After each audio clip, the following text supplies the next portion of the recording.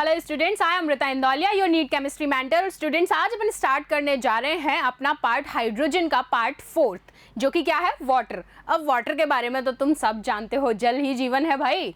चलो आ जाओ, water start करते हैं। वाटर में सबसे पहले मुझे एक बात बता दो, फॉर्मुलेशन तुम बता दो, आगे का बातें मैं बताती जाती हूँ आपको। सबको पता है कि आप इसको कैसे लिखते हैं, H2O, ठीक है। अब human body has about 60% of water, clear. It is a crucial compound for the survival of life forms. It is all a theoretical part. ये सब आपके एग्जाम में नहीं पूछा जाता है, बट आपको पता होना चाहिए, इसलिए मैं यहाँ पर कुछ चीजें मेंशन करके दे रही हूँ। वाटर कैसे अपन इसको यूज करते हैं, water it is a solvent of great importance.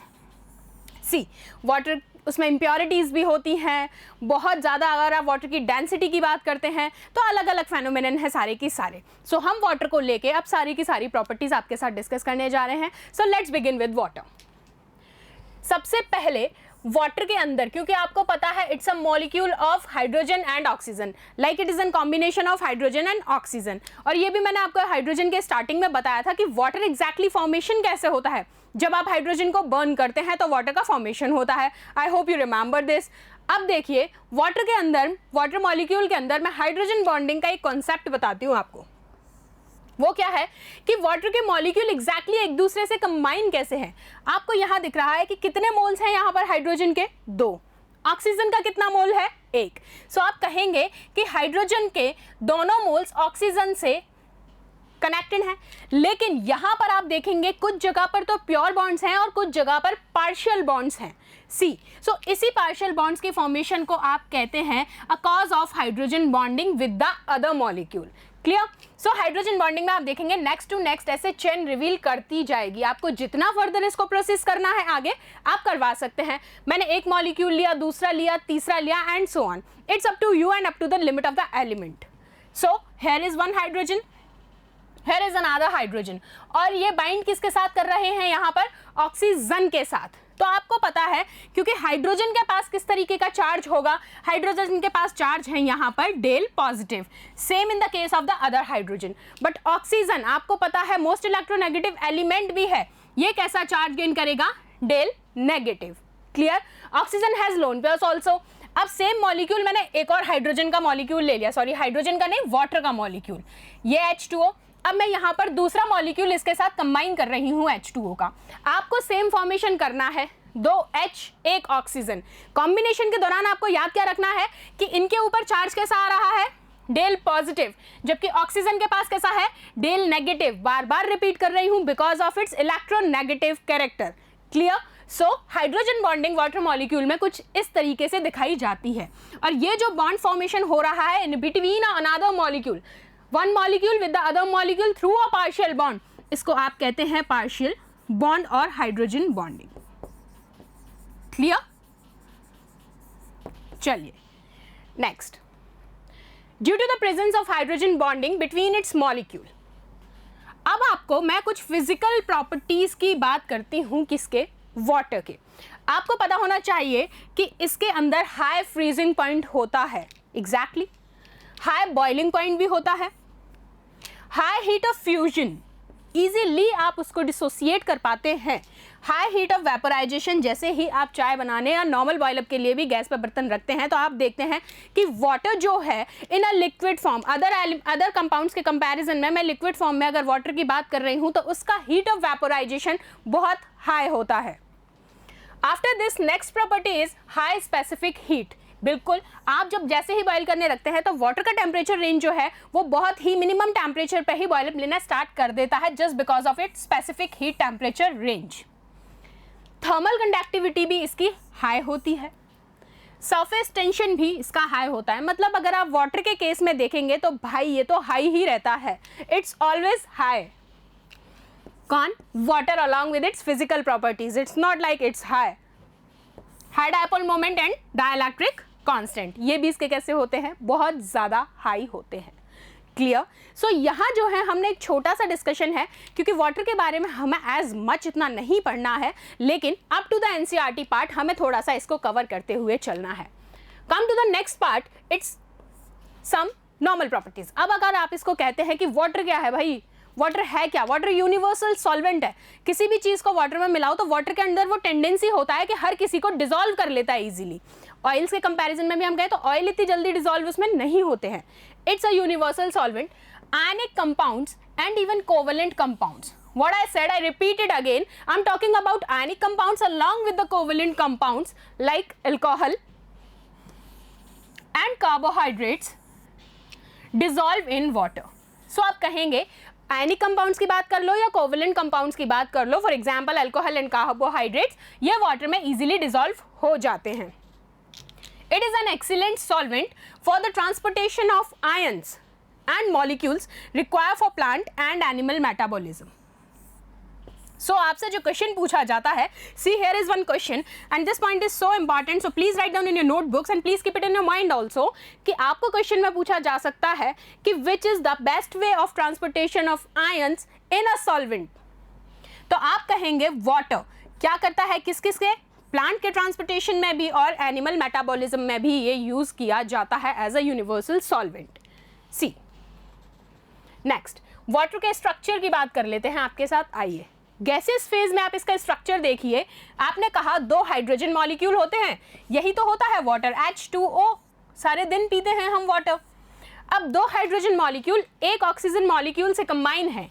सो मैं यहाँ कहती हूँ कि इसका जो बॉन्ड एंगल होगा that is of 104.5 degree. What I said, I repeat again, 104.5 degree. Please keep it in your mind.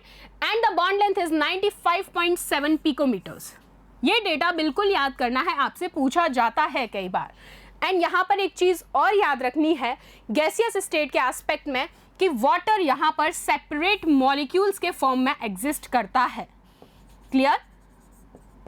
किस तरीके के मॉलिक्यूल्स? सेपरेट मॉलिक्यूल्स के फॉर्म में ये यहाँ पर एग्जिस्ट करता है इन गैसियस स्टेट. हाँ जी, तो क्या बात कर रहे थे हम लोग? लिक्विड स्टेट को लेकर मैंने डिस्कस किया कि वाटर कैसा एसोसिएटेड होता है, यहाँ पर एसोसिएटेड मॉलिक्यूल्स में एग्जिस्ट करता है in a liquid state. So after this come to the next, structure of ice. अब आपको पता है, अब आइस के स्ट्रक्चर की बात हो रही है तो ऑब्वियस है, ऑन एन ऑब्वियो कि ये 3 डायमेंशनली अरेंज्ड होगा. हाँ जी बिल्कुल. सी each oxygen atom, here is an important point you have to write down in your notebooks also, that in each oxygen atom is surrounded by other 4 oxygen atom but in a tetrahedral arrangement. This is an important part. आपसे question में यही पूछा जाता है कि hydrogen ice के structure में जब आप कहते हैं कि ऑक्सीजन के मॉलिक्यूल्स एक दूसरे से किस तरीके के अरेंजमेंट में बॉन्डेड होते हैं, so your answer is they are tetrahedrally arranged. Clear? और वहां जो उनका डिस्टेंस होता है that is nearly about 276 picometres. Density of ice is less than that of density of water. इस चीज को हम बहुत बार ऑलरेडी डिस्कस कर चुके हैं, so just keep it in your mind. ये देखिए, यहाँ मैंने आपको ऑक्सीजन का जो आइस का स्ट्रक्चर है वो आपको बताया है और आपको पता है कि ये पार्शियल बॉन्ड्स हैं, ये प्योर बॉन्ड्स हैं, हाइड्रोजन बॉन्डिंग का कॉन्सेप्ट है, एग्जैक्टली सेम फेनोमेनन. चलिए अब केमिकल प्रॉपर्टीज की बात कर लेते हैं. किसकी? वाटर की. पहली चीज कि ये एम्फोटेरिक नेचर के होते हैं. अब मुझे बताइए एम्फोटेरिक नेचर क्या होता है. आई थिंक हम लोग अराउंड 40-50 टाइम्स इस चीज को ऑलरेडी डिस्कस कर चुके हैं कि what is amphoteric.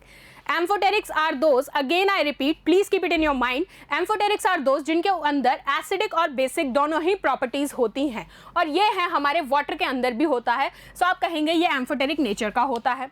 Second, redox reaction involving water. जितनी भी रेडॉक्स रिएक्शंस होती हैं यानी कि oxidation and reduction both done simultaneously with each other, उनको कहा जाता है रेडॉक्स रिएक्शन.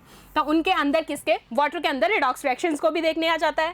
थर्ड, ये हाइड्रोलिसिस रिएक्शंस भी देती हैं. Hydrolysis reactions you all know कि जहाँ पर क्या होगा, वाटर रिमूवल होगा, तो आप कहेंगे ये हाइड्रोलिसिस रिएक्शंस देती हैं. Fourth, hydrate formation. वहां पर किस आयन का फॉर्मेशन होता है? हाइड्रेट आयन का फॉर्मेशन जहां हो उसमें आप कहेंगे कि वाटर की अंदर जो प्रॉपर्टीज होती हैं इन अ केमिकल पार्ट, आप कहते हैं कि वो हाइड्रेट फॉर्मेशन करते हैं. नेक्स्ट देखिए एम्फोटेरिक नेचर. अब हम इनको 1 to 1 ब्रीफ करते हैं. एम्फोटेरिक नेचर का मतलब क्या है? जो मैंने अभी आपसे बोला, जिसके अंदर एसिड और बेस दोनों का प्रॉपर्टी होना चाहिए. So it has the ability to act as a acid as well as a base. Clear? Next, according to a Bronsted concept, it acts as a base with a strong acid and it acts as an acid with strong base. Clear? It's just in reversal order, so आपको याद रखना है. अब एक reaction part देखिए, मैं एक example बताती हूँ आपको। यहाँ मैंने वाटर मॉलिक्यूल लिया है, लिक्विड फेज में है, ऑब्वियस सी बात।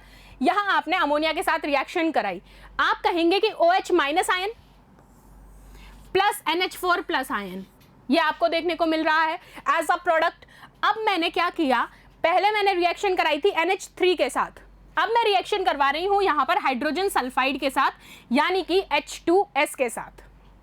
देखिए यहां आपको क्या देखने को मिला, हाइड्रोनियम आयन बन रहा है यहां पर और हाइड्रोजन सल्फाइड। क्लियर? आपने कहा यहां पर क्या हो रहा है कि वाटर के अंदर सेल्फ आयोनाइजेशन देखने को मिलेगा और उसी को आप कहते हैं ऑटो प्रोटोलिसिस। क्या कहा मैंने, सेल्फ आयोनाइजेशन का एक अनदर टर्म है जिसको आप कहते हैं ऑटो प्रोटोलिसिस, जिसके अंदर आपको देखने को मिलता है कि क्या हो रहा है कि वाटर मॉलिक्यूल डिसोसिएट होकर अपने ही आयनिक फॉर्म्स में चेंज हो रहा है, दैट इज सेल्फ आयोनाइजेशन। और वो आपको मैंने कहाँ दिखाया है, वाटर मॉलिक्यूल के अंदर। After this see the auto protolysis और self ionization in a water takes place as, आपने वाटर की रिएक्शन, वाटर दो मॉलिक्यूल्स ले लिए, दोनों को रिएक्ट करा रहे हैं। आपने देखा एक तो ये आयन बना H3O प्लस और दूसरा OH minus ion, self ionisation. Next, अब दूसरा पार्ट जो है वो क्या कहता है कि रेडॉक्स रिएक्शंस के अंदर, पहला एम्फोटेरिक नेचर हमने देखा, अब हमें देखना है रेडॉक्स रिएक्शन। चलिए अब रेडॉक्स रिएक्शन, पहली चीज तो ये पता होनी चाहिए कि किसके साथ हमें करवानी है। हम यहां पर बात करेंगे इलेक्ट्रोपॉजिटिव मेटल्स के साथ। So in this reaction water is easily reduced, किस में रिड्यूस हो रहा है, डाइहाइड्रोजन में, बाय हाईली इलेक्ट्रोपॉजिटिव मेटल। और वो इलेक्ट्रोपॉजिटिव मेटल हमने यहां पर क्या लिया है, सोडियम। आइए रिएक्शन करवाते हैं, सी द रिएक्शन। मैंने यहां पर वाटर मॉलिक्यूल लिया और मैं इसकी रिएक्शन करवा रही हूं ट्वाइस ऑफ Na के साथ, यानी कि सोडियम के दो मॉलिक्यूल मैंने लिए हैं। अब बैलेंसिंग आप सारे जानते हैं, बैलेंसिंग जैसे हम रिएक्शन को कराएंगे तो सी दिस, आपने देखा सोडियम हाइड्रोक्साइड का फॉर्मेशन यहां पर हो रहा है। What it forms, it forms sodium hydroxide. साथ में जो रिमूवल हो रहा है, जो रिलीज हो रहा है, वो क्या हो रहा है, डाइहाइड्रोजन, सी H2 रिलीज हो रहा है यहां पर। यही चीज बताना चाहा है कि रेडॉक्स रिएक्शंस के अंदर क्या होता है, जब आप इलेक्ट्रोपॉजिटिव मेटल के साथ रिएक्शन कराएंगे तो डाइहाइड्रोजन रिलीज होगा। नेक्स्ट प्रोसेस है फोटोसिंथेसिस। वाटर के कॉम्बिनेशन में देखिए, वाटर ऑक्सीडाइज हो जाएगा किसमें, O2 में। कैसे, ये देखो, आपने कार्बन डाइऑक्साइड लिया, वाटर के साथ रिएक्शन करवाई, मोल्स आपको पता है, बैलेंसिंग। अब यहां पर आप देखेंगे क्या बन गया, C6H12O6 plus 6 of H2O and 6 of O2, क्योंकि यहां मैंने मोल्स कितने लिए थे, 6, एंड यहां कितने लिए थे, 12। अब फ्लोरीन के साथ अगर करवाती हूं मैं इसी रिएक्शन में, तो देखो with fluorine water get oxidise to O2। मैंने फ्लोरीन मॉलिक्यूल लिया, वाटर मॉलिक्यूल के साथ करवा रही हूं रिएक्शन। आप यहां पर देखेंगे कि कितना है, H प्लस आयन बनेगा, F माइनस आयन बनेगा, और आपको पता है F already most electronegative character रखता है, साथ में O2 लिबरेट हो जाएगी, O2 गैस रिलीज हो जाएगी। तो ये बात रेडॉक्स चेंज के अंदर आपको याद रखनी है कि ऑन एंड ऑन आपको इन द एंड क्या रिलीज हो रहा है, पहले हाइड्रोजन रिलीज हो रहा था उस केस में, और यहां पर ऑक्सीजन गैस रिलीज हो जाएगी। बात समझ में आई? चलिए, so next part is what, next part is hydrolysis reactions.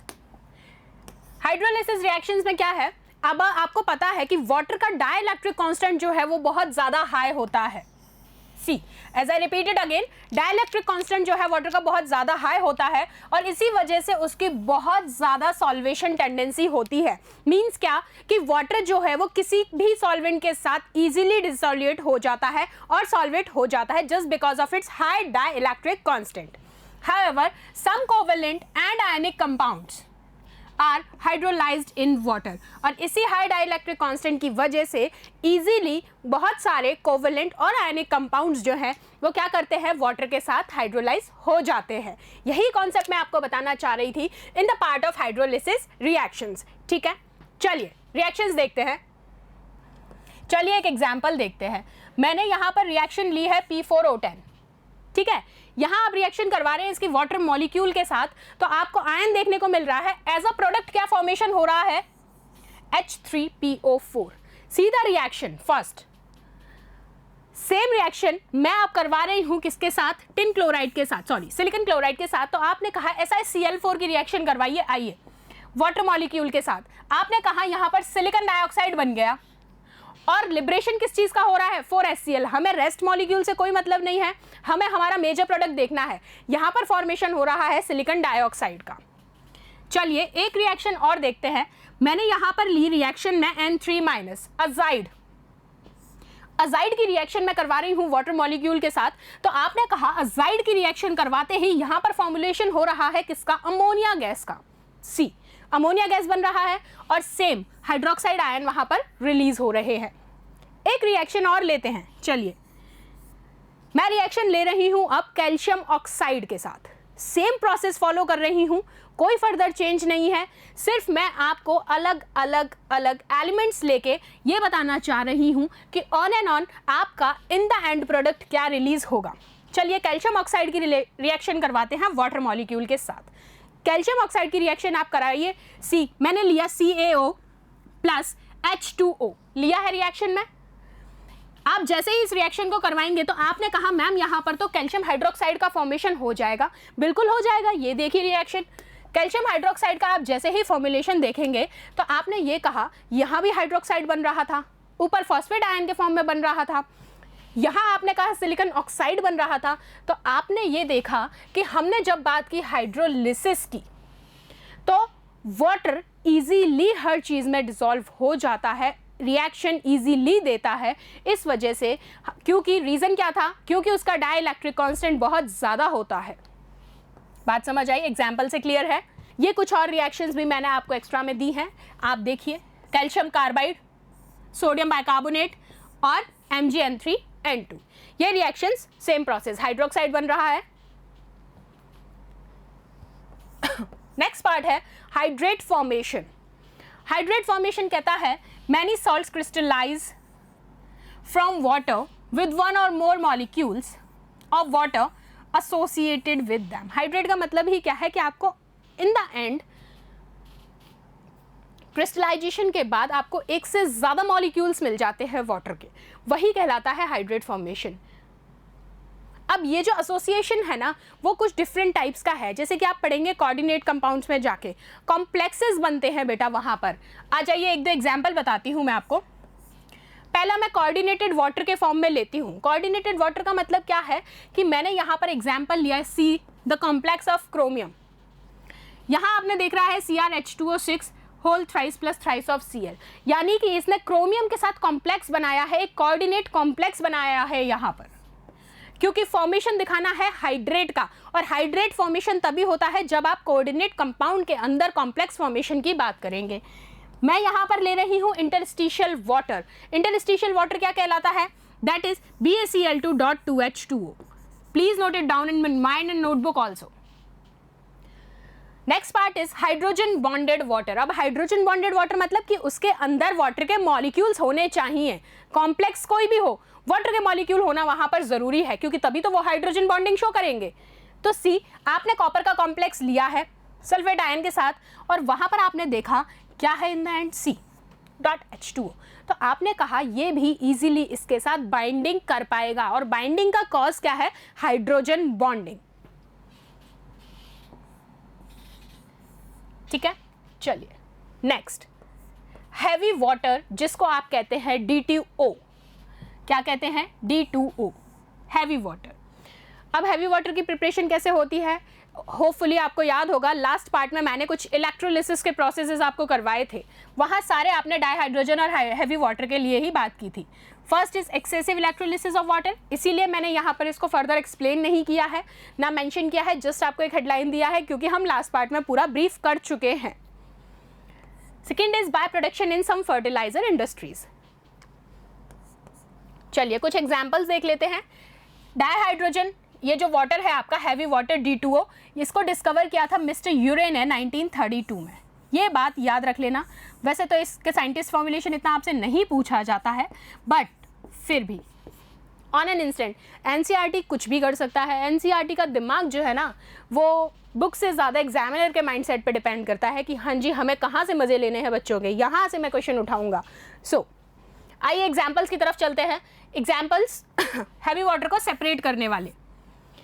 Calcium carbide की रिएक्शन करवा दी मैंने D2O के साथ, आपने देखा प्रोडक्ट में क्या बना, CD2 और CaOD2, पहली चीज। दूसरे में अब आप देखिए SO3 के साथ रिएक्शन करवाइए, SO3 के साथ आप जैसे रिएक्शन करवाएंगे तो आपका फॉर्मुलेशन होता है D2SO4। एल्यूमिनियम कार्बाइड के साथ करवा लो, आपने कहा thrice of CD4 plus this. So ये एक हैवी वाटर के कंपाउंड्स की बात की गई है जो कंपाउंड प्रिपेयर्ड होते हैं किसको यूज़ करके, हैवी वाटर को यूज़ करके। इसका एज मच यूज़ भी नहीं है ना आपके पार्ट में है इतना। पार्ट में जो है इसके यूजेस हैं वो याद रखना। इसको एक तो यूज़ किया जाता है मॉडरेटर की तरह न्यूक्लियर रिएक्शंस में।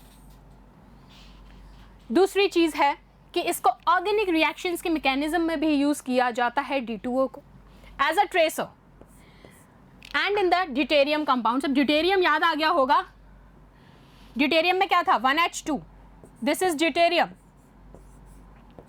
जिसके पास क्या था एक प्रोटॉन और कितने न्यूट्रॉन थे, क्या न्यूट्रॉन, प्रोटॉन न्यूट्रॉन दोनों थे उसके पास। चलो बात समझ में आई।